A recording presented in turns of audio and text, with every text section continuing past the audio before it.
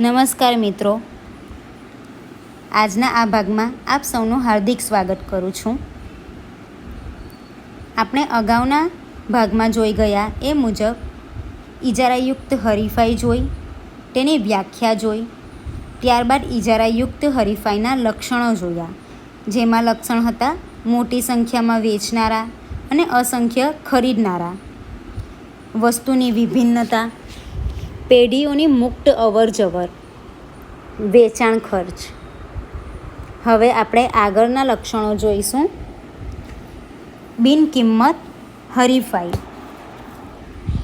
ઇજારાયુક્ત બજાર હરીફાઈમાં કિંમત હરીફાઈની સાથે બિનકિંમત હરીફાઈ પણ જોવા મળે છે. આ બજારના ઉત્પાદકો અને વેચનારાઓ વસ્તુની માંગ વધારવા માટે વસ્તુની કિંમત સ્થિર રાખી વસ્તુની ગુણવત્તામાં ફેરફારો કરી જાહેરાતના માધ્યમ દ્વારા ખરીદનારાઓને આકર્ષવાનો પ્રયત્ન કરે છે. એટલે આમાં શું કહેવા માંગે છે મિત્રો, કે આપણે કોઈક વસ્તુનું માંગ વધારવી હોય તો શું કરવામાં આવે છે કે જે તે ઉત્પાદિત કરેલી વસ્તુ હોય છે તો તે વસ્તુ તરફ ગ્રાહકોને ખેંચવા માટે વિવિધ ઓફરો બહાર પાડે છે કે વિવિધ જાહેરાતો કરે છે કે જેના દ્વારા ગ્રાહકો તેનાથી પરિચિત થાય. આપણે જોઈએ છીએ કે જો બજારમાં કોઈક નવો શેમ્પૂ બહાર પાડવો હોય તો શું કરે છે કે તેની જાહેરાત કરે છે. એટલે કે કોઈ ન્યૂઝપેપર દ્વારા કે બહાર કોઈ સેલ્સમેનો દ્વારા ઘરે ઘરે જઈને મફતમાં તેના નાના નાના પેકેટોમાં તેનું વેચાણ કરે છે. શા માટે કરે છે કે ગ્રાહકો તેનો એક વખત ઉપયોગ કરે અને તેના ઉપયોગ કર્યા બાદ એ વસ્તુથી ગ્રાહકો આકર્ષાઈ જાય અને એ વસ્તુને ખરીદવા પ્રેરાય.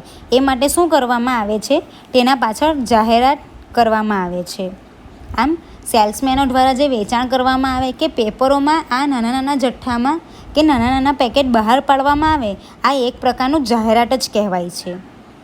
આ ઉપરાંત તેઓ વસ્તુ વેચાણ બાદની વિવિધ ગુણવત્તાસભર સેવાઓ પૂરી પાડી ગ્રાહકોને આકર્ષે છે.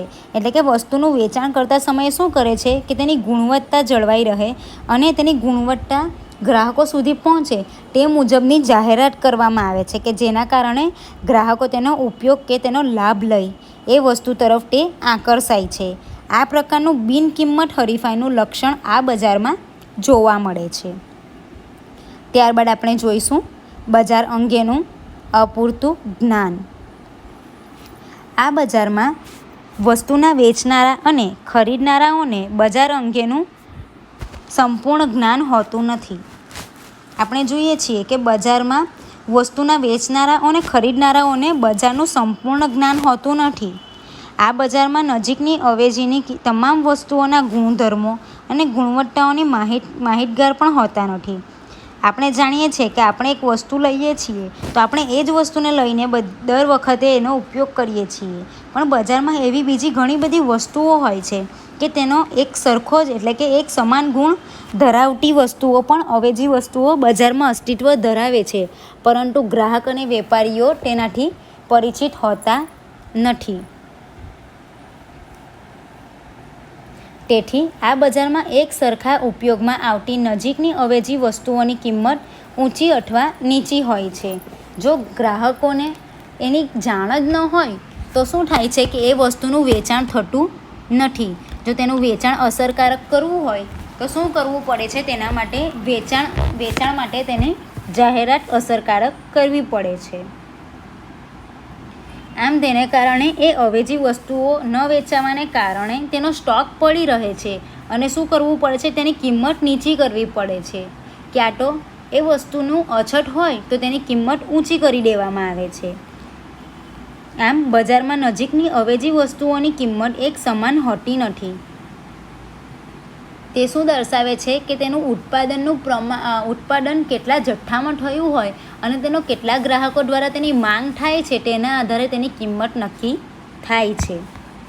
સરવાળે આ એક એવું બજાર છે જ્યાં નજીકની અવેજી વસ્તુઓનું ઉત્પાદન કે વેચાણ કરતી પેઢીઓની મોટી સંખ્યા હોય છે. એટલે કે અવેજી વસ્તુઓનું ઉત્પાદન કે વેચાણ કરતી પેઢીઓની સંખ્યા ખૂબ મોટી હોય છે, પરંતુ ગ્રાહકો તેનાથી અજાણ હોય છે. આ ઉપરાંત આ પેઢીઓમાં વેચાણ ખર્ચના માધ્યમથી વસ્તુની એક અલગ ઓળખની રચના કરી ઇજારા જેવી સ્થિતિનું નિર્માણ થાય છે. એટલે કે વસ્તુની અસરકારક વેચાણ માટે શું કરવું પડે છે, તેની જાહેરાત કરવી પડે છે. આમ આ એક ઇજારાઓની સ્થિતિ ધરાવતી પેઢી વચ્ચે હરીફાઈ એટલે કે ઇજારાયુક્ત હરીફાઈ બને છે. આપણે જોઈએ છીએ કે અવેજી વસ્તુઓ આપણી પાસે છે જ, પરંતુ ગ્રાહક એનાથી પરિચિત હોતો નથી. એટલે આપણે શું કરીએ છીએ, એ વસ્તુની જાહેરાત કરી આપણે હરીફાઈનું વાતાવરણ ઊભું કરીએ છીએ.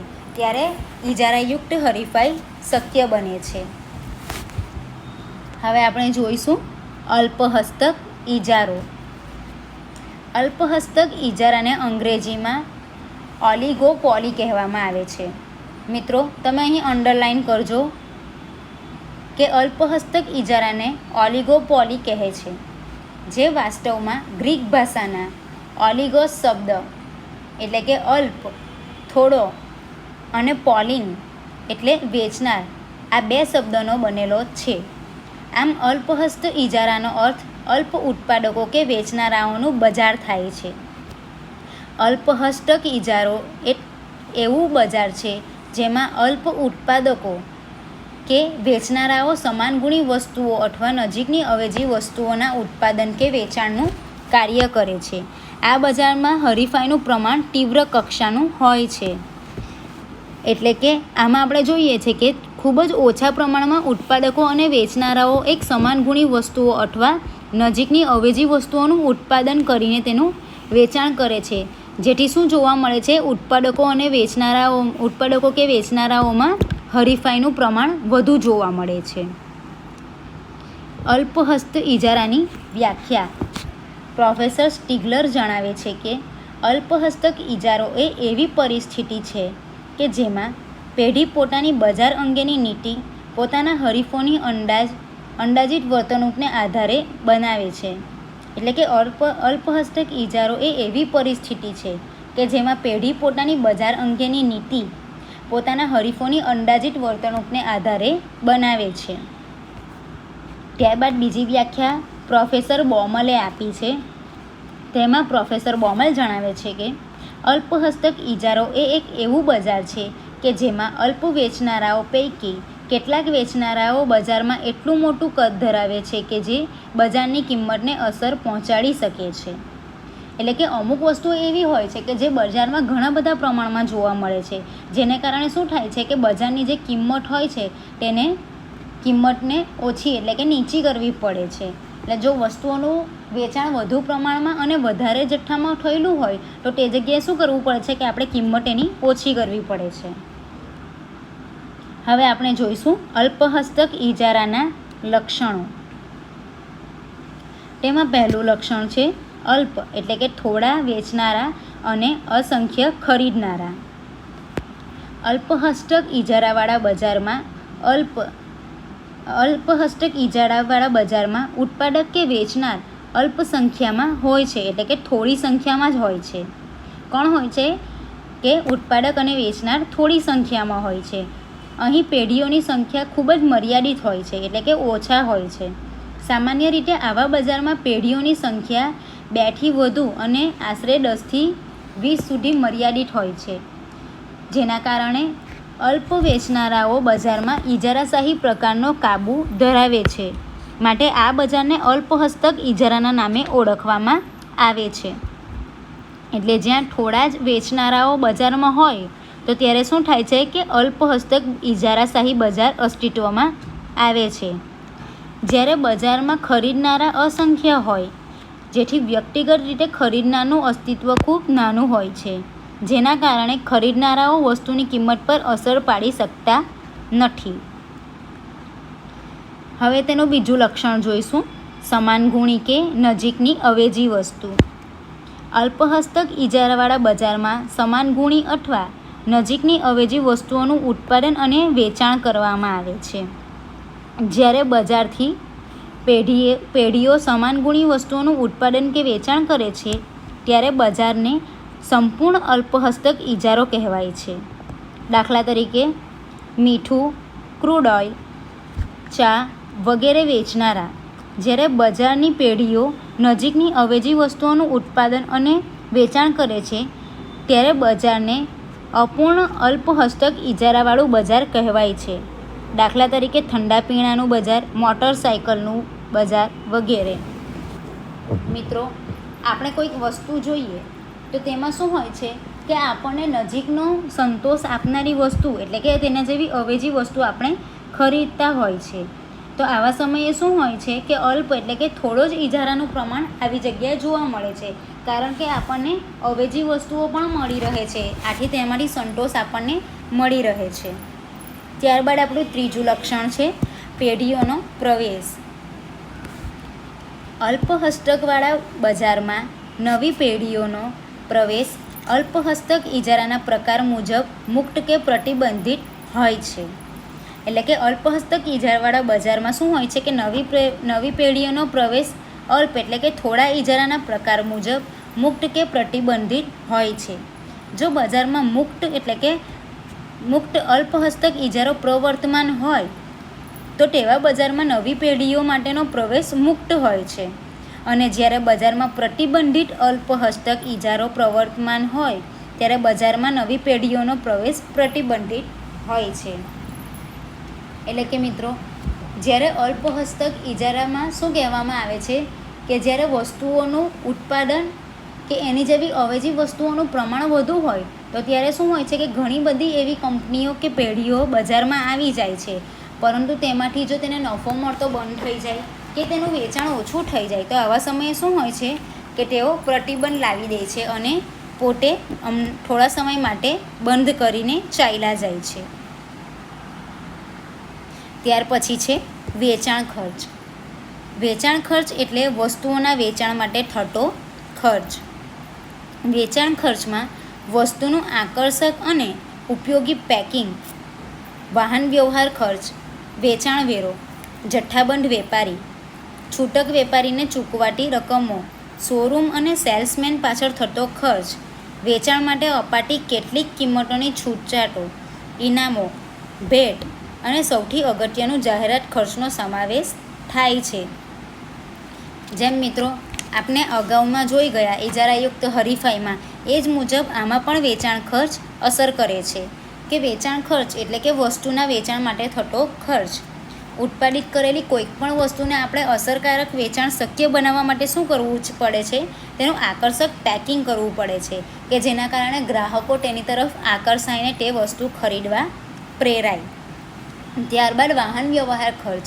ઉત્પાદન વસ્તુ જે જગ્યા પર ઉત્પાદિત થયેલી હોય છે ત્યાંથી લઈને તેને બજાર સુધી લાવવા માટે જે વાહન વ્યવહાર ખર્ચ થાય છે તે.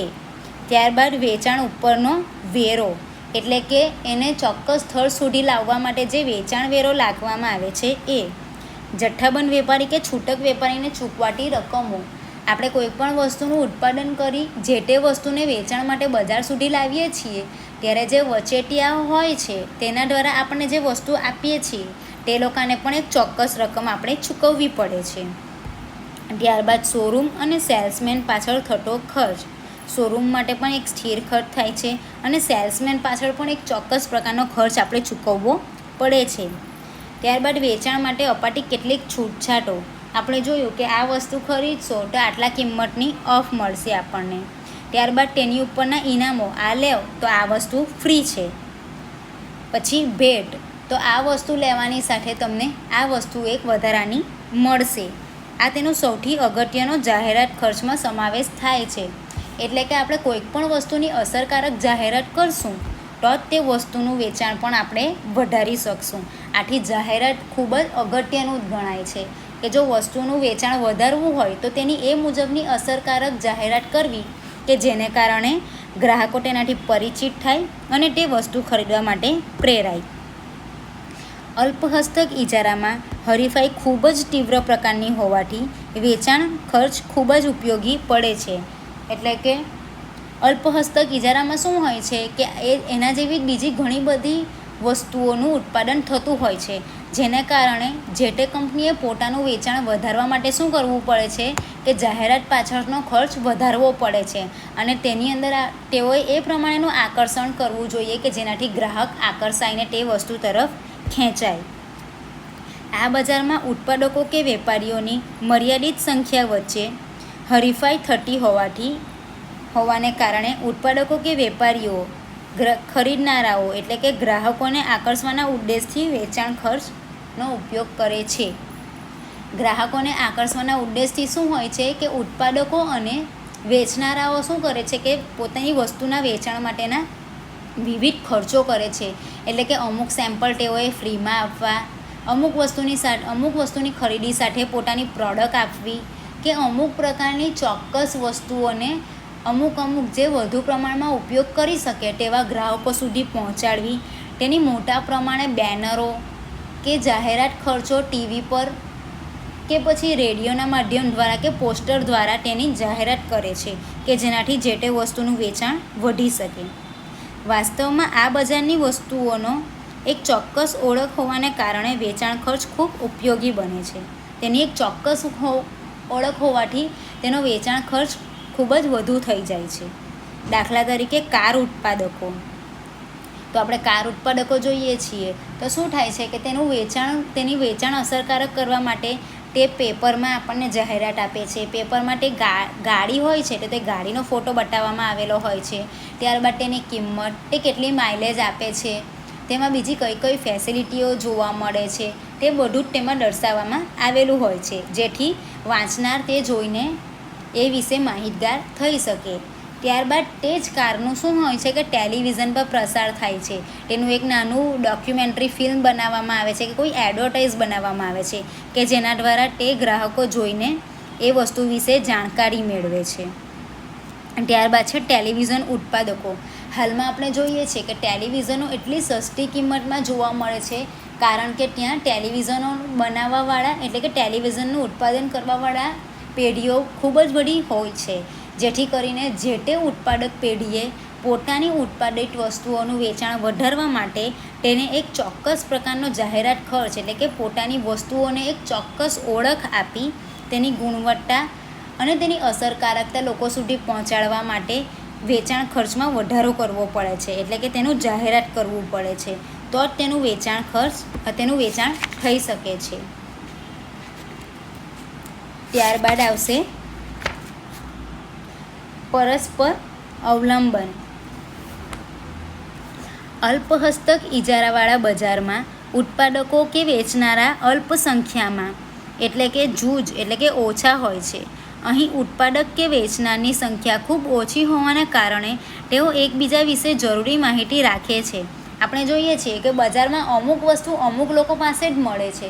આથી શું હોય છે કે વેપારી પેઢીઓને ખ્યાલ હોય છે કે આ વસ્તુ આ જગ્યાએ મળે છે અને તે આટલી કિંમતમાં મળે છે, કારણ કે ઓછી સંખ્યામાં તેનું વેચાણ થાય છે, જેથી દરેક ઉત્પાદિત એકમો પાછળ જે તે ઉત્પાદકોનું દરેક માહિતી અન્ય ઉત્પાદકો પાસે હોય જ છે, જેનાથી તેને કેટલી કિંમત રાખવી અને કઈ કિંમતે કઈ જગ્યા પર કેટલું વેચાણ થાય છે તે દરેક બાબતોનું ધ્યાન ઉત્પાદકો રાખતા હોય છે. દાખલા તરીકે કાર ઉત્પાદકો અને ટેલિવિઝન ઉત્પાદકો. આ બજારમાં ઉત્પાદકો અને વેચનારાઓ જ્યારે તેઓ તેમની હરીફ પેઢીઓની વસ્તુઓના પ્રકાર અને ગુણવત્તા ઉપર ખૂબ ઊંડાણપૂર્વકની ચાંપતી નજર એટલે કે દેખરેખ રાખે છે.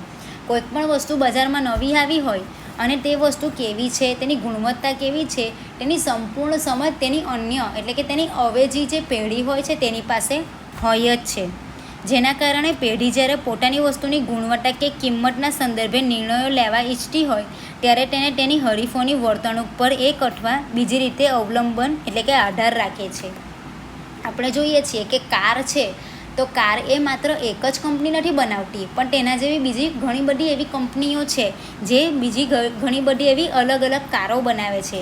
તે શું કરે છે કે બધી જ કારોનું માહિતી રાખતી હોવાથી એ શું કરશે કે પોતાનું ઉત્પાદન વસ્તુઓનું વેચાણ વધારવા માટે શું કરશે કે તેના ફીચરમાં પરિવર્તન લાવશે, તેને એવી રીતે આકર્ષક રીતે રજૂ કરશે કે ગ્રાહકો તેના તરફ કેન્દ્રિત થશે. એટલે કે જે અન્ય બાબતથી તેઓ જાણકાર છે તેમાં તે પોતાની ઉત્પાદિત વસ્તુમાં થોડું ઘણું પરિવર્તન લાવી બજારમાં ગ્રાહકો સમક્ષ મૂકે છે કે જેનાથી ગ્રાહકો તેના તરફ આકર્ષાઈ જાય અને એ વસ્તુ ખરીદી શકે.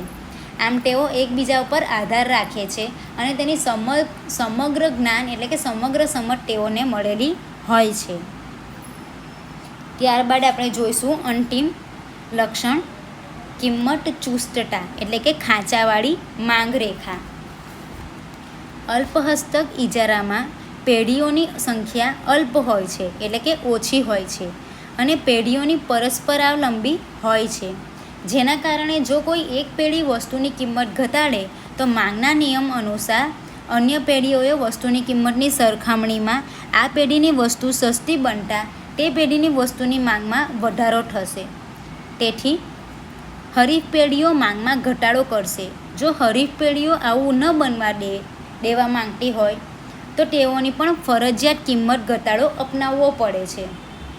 આપણે જોઈએ છીએ કે બજારમાં એવી ઘણી બધી વસ્તુઓ હોય છે કે જે માંગના નિયમને અનુસરે છે. જો માંગ વધે છે તો શું થાય છે, તેની કિંમત, જો માંગ વધે તો તેની કિંમત ઘટે છે અને જેની માંગ વધે છે તો તેની કિંમત વધે છે અને માંગ ઘટે છે તો તેની કિંમત પણ ઘટે છે. આમ એક ચોક્કસ હરીફ પેઢી આવું ન બનવા દેવા માંગતી હોય તો તેઓએ ફરજિયાત કિંમત ઘટાડો અપનાવવો પડે છે. એટલે કે જો કોઈ એક વસ્તુની કિંમત ઘટી જાય અને એની જેવી જ અવેજી વસ્તુ આપણી પાસે હોય તો તે કિંમતને ધ્યાનમાં રાખીને પોતાની કિંમતમાં પણ ઘટાડો થોડો ઘણો કરવો જ પડે છે. આમ આ પ્રકારની કિંમત હરીફાઈને કારણે વસ્તુની કિંમત કોઈ એક નિમ્ન સ્તરે પહોંચી જાય છે જ્યાંથી વધુ કિંમતનો ઘટાડો શક્ય બનતો નથી. એટલે કે અમુક સ્તર સુધી આવીને શું થાય છે કે કિંમતમાં સતત ઘટાડો નોંધાય છે, પરંતુ તે કિંમતનું સ્તર સતત નીચું જતું નથી, પરંતુ અમુક સ્તરે આવીને તે સ્ટોપ થઈ જાય છે. જ્યારે બીજી તરફ કોઈ એક પેઢી વસ્તુની કિંમત વધારે તો તેની વસ્તુની માંગ ઘટશે. તેનો લાભ હરીફ પેઢીને થશે. મિત્રો, આપણે જોઈએ છીએ કે જો માંગ વધે છે તો શું થાય છે કે કિંમત ઘટે છે અને માંગ ઘટે છે તો શું થાય છે, કિંમત વધે છે. આમ હરીફ પેઢીની કિંમત ઘટાડાને અનુસરે છે પરંતુ કિંમત વધારો અનુસરતી નથી, જેથી આ બજારમાં વસ્તુની કિંમત કોઈ એક સ્થળે જડ એટલે કે ચુસ્ત બને છે અને આ પરિસ્થિતિને કારણે આ બજારમાં વસ્તુની માંગ રેખા ખાંચવાળી બને છે. મિત્રો, અહીં તમને બાજુમાં એક આલેખ આપવામાં આવ્યો છે જ્યાં OX ધરી પર વસ્તુની માંગ બતાવેલી છે અને OY ધરી પર વસ્તુની કિંમત બતાવવામાં આવેલી છે. જ્યાં તમે જોઈ શકો છો કે DD જે માંગ રેખા બતાવેલી છે, જ્યાં વચ્ચેનું એક બિંદુએ ખાંચ બતાવેલી છે. એટલે કે જ્યારે વસ્તુની માંગ ખૂબ જ વધે છે ત્યારે અમુક કિંમત જેટલો તેને ઘટાડો કરવો પડે છે અને વસ્તુની માંગ ઓછી થઈ જાય છે ત્યારે ફરીથી તેની કિંમતમાં થોડું ઘણું પરિવર્તન આવે છે. આમ માંગની સાથે કિંમતમાં પણ પરિવર્તન આવતું રહે છે. તો મિત્રો, આજે આપણે બજાર વિશે માહિતી મેળવી. આશા રાખું કે તમને આ ભાગમાં સમજ પડી હશે. તો હવે પછીના ભાગમાં આપણે બીજું પ્રકરણ વિશે ચર્ચા કરીશું. આજના આ ભાગમાં જોડાવા બદલ આપ સૌ મિત્રોનો આભાર.